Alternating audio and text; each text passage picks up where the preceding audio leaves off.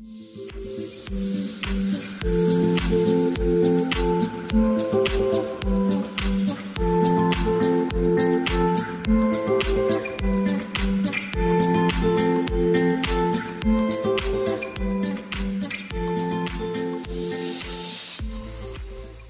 à tous. Alors, nous souhaitions vous présenter cette petite vidéo afin de vous informer sur les premiers éléments que nous connaissons sur la réforme de la formation professionnelle qui se prépare, puisque un texte de loi est en projet et devrait être sortir d'ici quelques semaines, mais il va vraiment bouleverser le paysage de la formation professionnelle. Et donc nous tenions à vous informer sur les premiers éléments que nous avons sur cette réforme, tout en apportant certains commentaires ou certains éléments d'analyse que nous pouvons déjà avoir.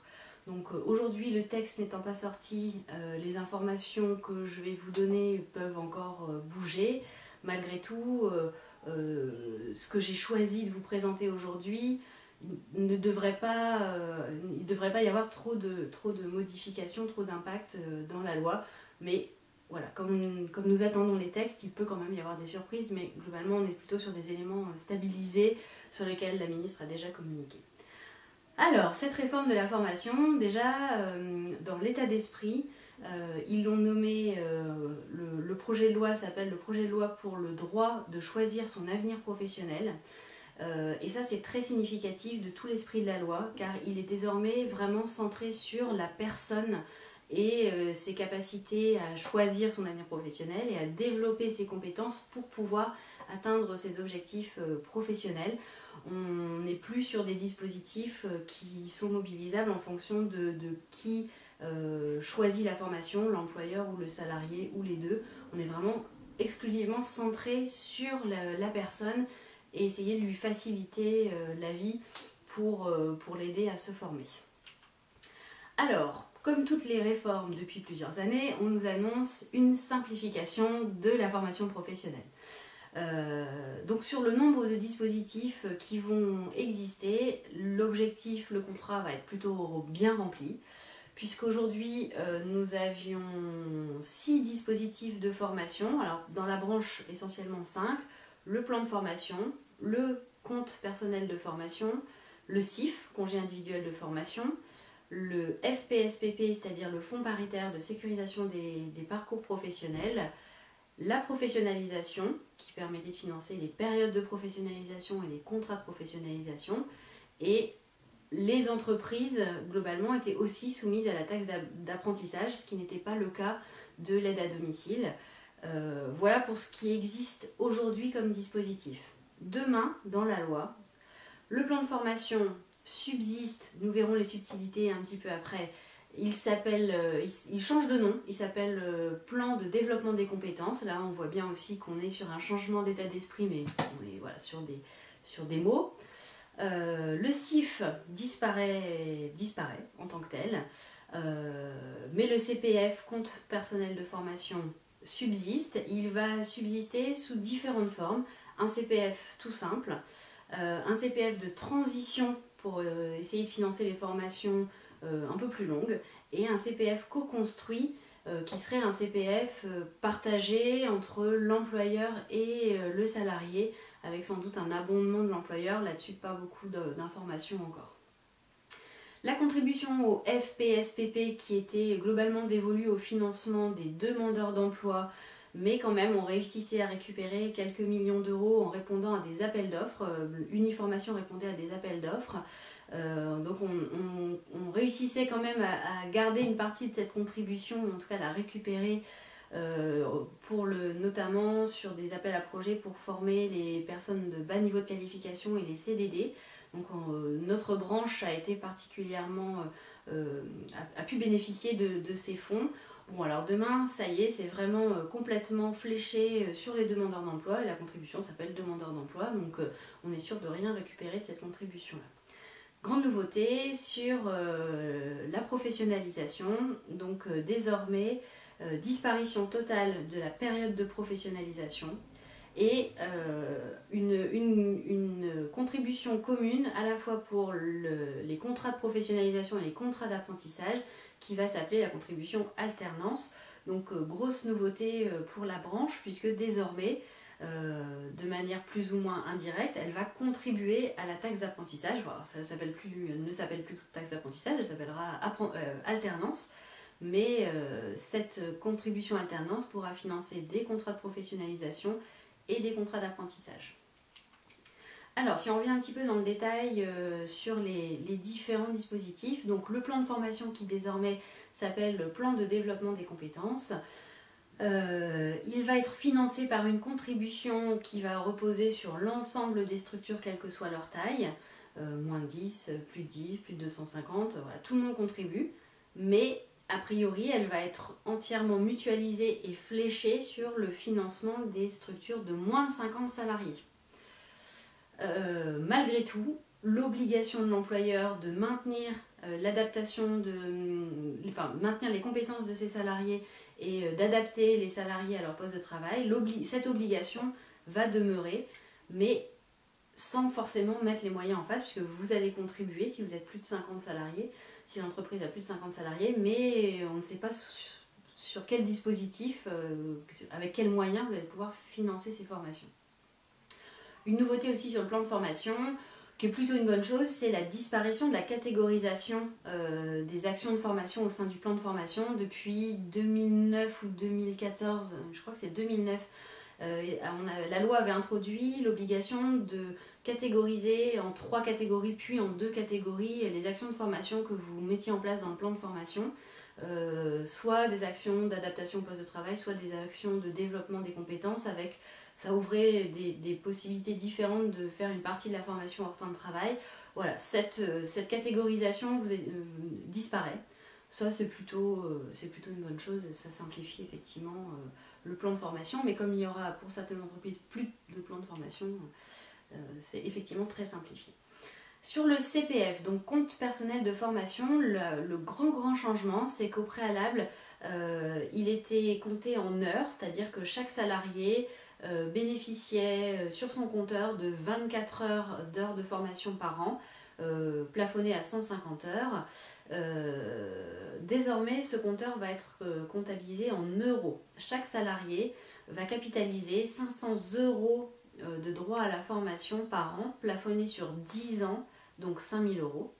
Et les bas niveaux de qualification, les personnes sans qualification ou avec faible qualification, bénéficieront de 800 euros par an, plafonnés à 8000 euros sur 10 ans. La nouveauté, c'est aussi pour les temps partiels. Jusqu'ici, une personne à temps partiel, le compteur était proratisé à son temps de travail par rapport à son temps de travail. Désormais, à partir du moment où le temps partiel est supérieur à un mi-temps, le gouvernement estime que ces personnes-là sont plus en difficulté et ont peut-être encore plus besoin de formation que les autres. Et donc, le compteur se compte comme une personne à temps plein, c'est-à-dire 500 euros par salarié et 800 si la personne est à un bas niveau de qualification. Donc pareil, plutôt une bonne chose, sauf à voir comment le compteur en euros se mobilise, et notamment par rapport à l'inflation potentielle des prix des formations. Ça, ce sont des questions qui subsistent. Le CPF, la nouveauté aussi, mais on attend de voir comment ça va se concrétiser, c'est que le gouvernement souhaite simplifier l'accès à l'information pour les salariés et éclairer les choix des salariés avant d'entamer une formation. Donc, ils envisagent de créer une application accessible sur smartphone avec tout un panel d'informations. D'une part, quelles sont les formations qui existent autour de chez moi, qui les délivre, quel est le prix de la formation, avec un comparatif des prix pour des formations identiques, quelles sont les appréciations qu'ont donné les autres utilisateurs de cette formation, est-ce qu'elle m'a convenu, est-ce que le rythme était bien, enfin bon, on imagine tous les commentaires possibles et imaginables. Le taux d'insertion, puisque le CPF reste toujours centré sur les formations diplômantes. Donc voilà, tout un panel d'informations. On ne sait pas encore par quel biais ces informations vont remonter, comment elles seront actualisées, comment elles seront modérées, notamment pour les commentaires. Mais la préoccupation, ce serait de mieux informer le salarié. Sur le CPF, la nouveauté aussi, c'est la disparition des listes de branches, des listes diverses et variées, donc peut-être aussi une simplification de ce côté-là par rapport à l'information donnée à la personne. Donc, nouveau dispositif dit nouveau taux de contribution. Et là, effectivement, des nouveautés. Alors, aujourd'hui, le taux légal, pour les moins de 11 salariés, c'était 0,55% de la masse salariale brute. Et pour les plus de 11, c'était 1% de la masse salariale brute. Pour rappel, dans la branche de l'aide à domicile, il y avait une contribution qui allait au-delà du taux légal qu'on appelle une contribution conventionnelle. Et donc, vous étiez appelé à contribuer à 2,04% de la masse salariale. Là, les informations que je vous donne ne concernent que le taux légal et pas du tout le taux conventionnel. À aujourd'hui, on ne sait pas s'il va bouger ou pas. Il n'y a pas eu de... On attend de toute façon les textes avant de pouvoir envisager une réflexion là-dessus. Donc en fait, au sein de ce 2,04, c'est l'équilibre entre taux légal et taux conventionnel qui vont bouger. Puisque donc, pour les plus de 11 salariés, sur 2,04, il y avait 1%, donc presque la moitié qui était consacrée au taux légal et le reste à la contribution conventionnelle. Demain, donc les moins de 11 qui versaient 0,55% de la masse salariale vont passer à 0,99%. Donc sur le 2,04, il y avait un quart à peu près de taux légal, tout le reste c'était du conventionnel. Donc là, ça va passer à peu près à la moitié si on maintient le taux conventionnel. Alors que les structures de 11 à 249 salariés vont verser 1,56%. Donc on se retrouve vraiment aux 3/4 par rapport à la contribution conventionnelle. Et les plus de 250 vont verser 1,68% de la masse salariale. Ces chiffres ne sont pas encore complètement définitifs peut-être, mais ce sont les grandes tendances qui se dessinent. Et après de multiples négociations, des changements de taux, c'est quand même ces chiffres-là qui ressortent aujourd'hui, mais à vérifier en fonction du texte de loi. Un des énormes bouleversements de cette loi, je vais les enchaîner, il faut vous préparer, il y a beaucoup de changements. Après là, c'est moins du point de vue des associations que vraiment du paysage de la formation. Ça ne va plus être les OPCA, les organismes paritaires collecteurs agréés, qui vont collecter la contribution formation professionnelle, mais ce sera les URSSAF. Et du coup, ce changement est vraiment important à plusieurs titres, mais notamment, jusqu'ici, les OPCA appelaient la contribution formation en année N+1, c'est-à-dire au 28 février de l'année N+1, pour qu'on ait connaissance de la masse salariale brute de l'année N et que la contribution soit juste. Demain, on verra à peu près quand, mais les URSSAF vont collecter mensuellement au cours de l'année, au travers de la DSN, la contribution formation. Là où ça va être compliqué, ça va être la période de transition, puisque sur vraisemblablement 2 années, 2019-2020, les deux systèmes vont un peu coexister et se croiser.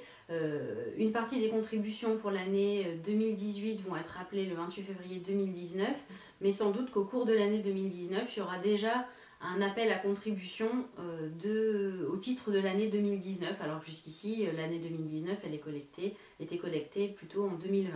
Donc, ça ne change rien en termes de charges pour l'association, vous ne paierez pas plus. En revanche, les dépenses ne se feront pas sur la même année civile qu'au préalable. Et sur l'année 2019 ou 2020, vraisemblablement, il y aura des cotisations à verser à 2 moments différents, alors qu'avant, c'était vraiment en année N+1. Mais ça, on y reviendra quand on aura un peu plus de précision, mais il faut l'avoir en tête. Il y aura cette charge qui va arriver à des périodes différentes par rapport à avant. Les premières interrogations qui se posent aujourd'hui, je partage avec vous ces interrogations. On voit qu'il y a une énorme priorité qui est donnée aux formations diplômantes. que ce soit au travers du CPF ou de l'alternance, puisque les contrats de professionnalisation et d'apprentissage ne ciblent que des formations diplômantes. Donc on s'interroge sur les moyens qui vont nous rester pour financer des formations professionnalisantes, et on sait que dans la branche de l'aide à domicile, il y a quand même beaucoup de formations professionnalisantes. L'autre interrogation, il y en a beaucoup, j'en cible 4. Hein. Donc la deuxième qu'on peut cibler, c'est des inquiétudes que nous avons par rapport à la disparition de la période de professionnalisation, parce qu'on s'interroge aujourd'hui sur ce qui va nous rester comme financement pour former les salariés en poste à des formations diplômantes. Puisque aujourd'hui, alors à part le CPF éventuellement, mais sinon, toute l'alternance, on est bien sur la formation de personnes qui sont demandeurs d'emploi, qui n'ont pas de diplôme et qui signent un contrat en alternance pendant qu'elles se forment. Mais on est bien sur des personnes qui entrent dans l'association et pas sur des personnes déjà en poste. Donc là, il y a des réflexions qui sont menées avec Uniformation, il y a des négociations qui sont faites avec le gouvernement pour essayer d'introduire un peu de souplesse ou de modalités un petit peu différentes du contrat de professionnalisation. Mais ça, je vous en parlerai quand ce sera effectif, parce que là, on n'est qu'au stade de la négociation. Une troisième interrogation qui se pose et qui est très très forte aussi, vous avez vu que la contribution légale a vraiment augmenté par rapport à ce qui existait aujourd'hui, et donc le delta avec la contribution conventionnelle se réduit à peau de chagrin pour certaines tranches de salariés. Donc cette contribution conventionnelle, elle était utilisée de différentes manières, et notamment elle permettait de vous ouvrir un budget plan de formation que vous gériez en toute liberté. Donc ça, demain, est-ce qu'on va pouvoir continuer ce système-là ? On ne sait pas. Et ça pose aussi la question de la contrepartie de la CNSA. Vous savez sans doute que Uniformation avec la branche de l'aide à domicile ont signé depuis de nombreuses années des conventions avec la CNSA qui permettaient de récupérer en ce moment 15 millions d'euros.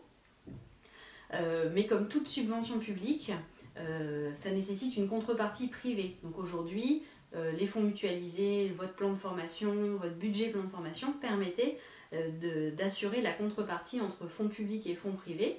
Demain, si la contribution conventionnelle est réduite à peau de chagrin et qu'on ne peut plus ouvrir de budget, ou qu'en tout cas ce qu'on peut ouvrir, est-ce que ce qu'on pourra ouvrir pourra couvrir la contrepartie CNSA? On ne sait pas encore. Donc ça, c'est un très gros point d'interrogation. Le quatrième point d'interrogation que je voulais partager avec vous, c'était la disparition du CIF et le fait qu'on s'interroge sur les financements désormais des formations longues et le financement de la reconversion. Est-ce que demain, un salarié qui a entamé un parcours de formation pourra changer d'avenir professionnel? Malgré le titre de la loi, c'est vraiment une question qui subsiste.